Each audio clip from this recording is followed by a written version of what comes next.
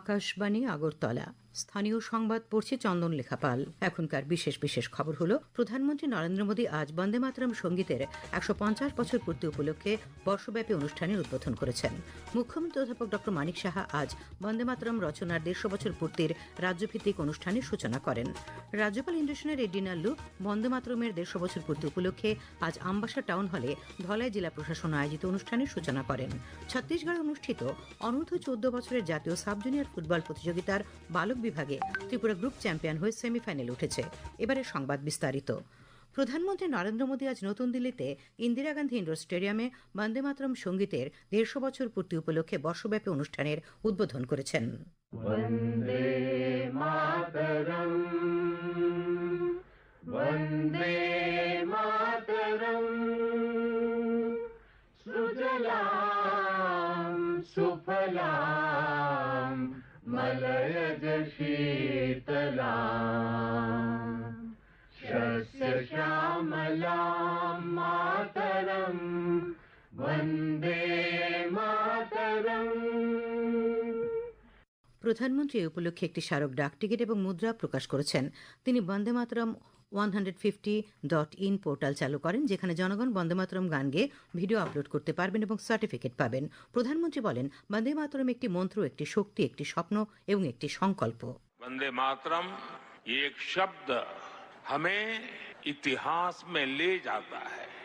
ये हमारे आत्मविश्वास को, हमारे वर्तमान को आत्मविश्वास से भर देता है और हमारे भविष्य को ये नया हौसला देता है कि ऐसा कोई संकल्प नहीं जिसकी सिद्धि न हो सके, ऐसा कोई लक्ष्य नहीं जो हम भारतवासी पा न सके। প্রধানমন্ত্রী বলেন, বঙ্কিমচন্দ্র চট্টোপাধ্যায় এই গানের মাধ্যমে একটি স্বাধীন, ঐক্যবদ্ধ এবং সমৃদ্ধ ভারতের জন্য স্পষ্ট আহ্বানের সূচনা করেন। তিনি বলেন, বন্দে মাতরম গান প্রতি যুগে প্রাসঙ্গিক।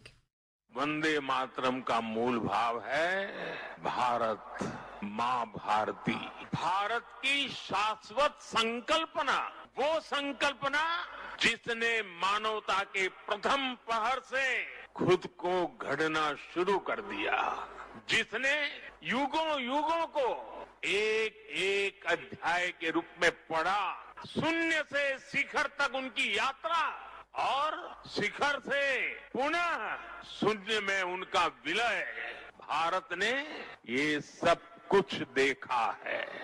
রাষ্ট্রপতি দ্রৌপদী মুর্মু আজ বন্দে মাতরমের ১৫০ বছর পূর্তি উপলক্ষে সামাজিক মাধ্যমে বলেছেন যে বঙ্কিমচন্দ্র চট্টোপাধ্যায় ১৯ শতকে সন্ন্যাসী বিদ্রোহের পটভূমিতে এই গানটি রচনা করেছিলেন, যা ১৯০৫ সালের স্বদেশী আন্দোলনের সময় ব্রিটিশ রাজের বিরুদ্ধে অনুপ্রেরণার উৎস হয়ে উঠেছিল।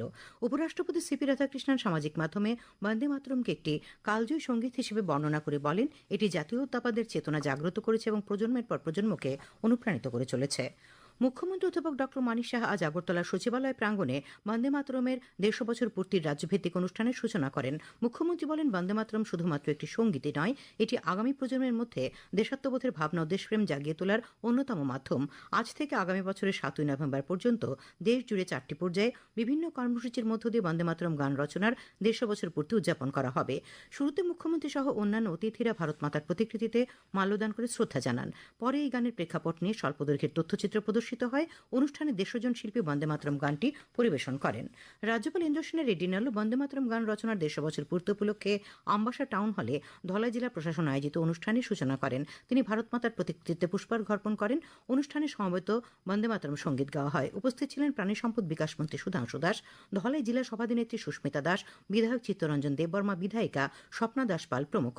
অনুষ্ঠান শেষে রাজ্যপাল বন্দে মাতরম স্টলের উদ্বোধন করেন। আমবাসা সার্কিট হাউস এডিসি প্রশাসনের ধলাই জোনালের আধিকারিকদের সঙ্গে রাজ্যপাল একটি পর্যালোচনা বৈঠক করেন।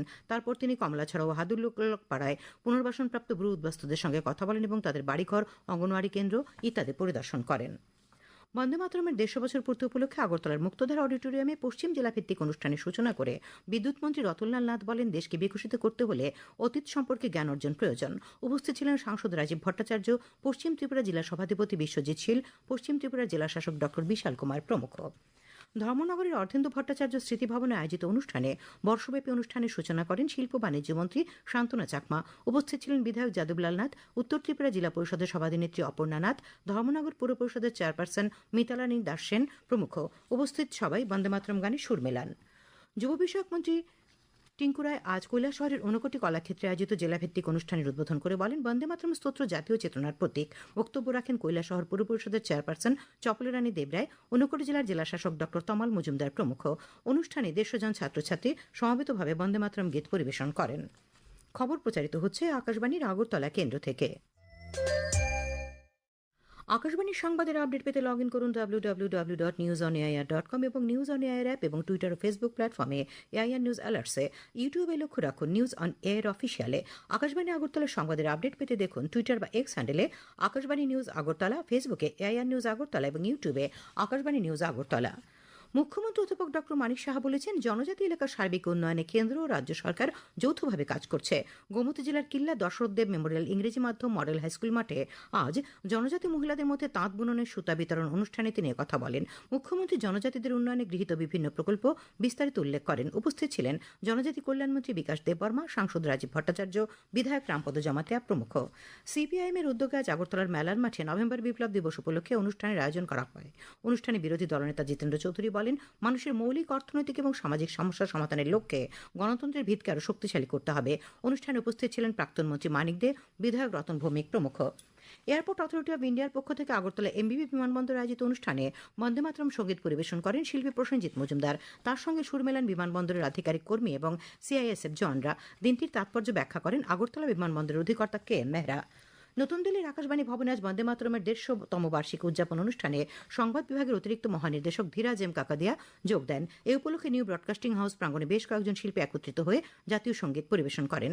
আকাশবাণী আগরতলা কেন্দ্রের কার্যক্রম বিভাগের প্রধান জয়শ্রী দেববর্মা এবং আকাশবাণী কৈলাসহর কেন্দ্রের অনুষ্ঠানে বিভাগের ভারপ্রাপ্ত কার্যকারক প্রবাল ভট্টাচার্য এবং কর্মী আধিকারিকরা বন্দে মাতরম সঙ্গীতে সুর মেলান। বন্দে মাতরম সঙ্গীতের 150 বছর পূর্তি উপলক্ষে বিশ্রামগঞ্জে শচীন দেববর্মন স্মৃতি কলাক্ষেত্রে সিপাহীজলা জেলাভিত্তিক বর্ষব্যাপী কর্মসূচি সূচনা করেন পর্যটন মন্ত্রী সুশান্ত চৌধুরী।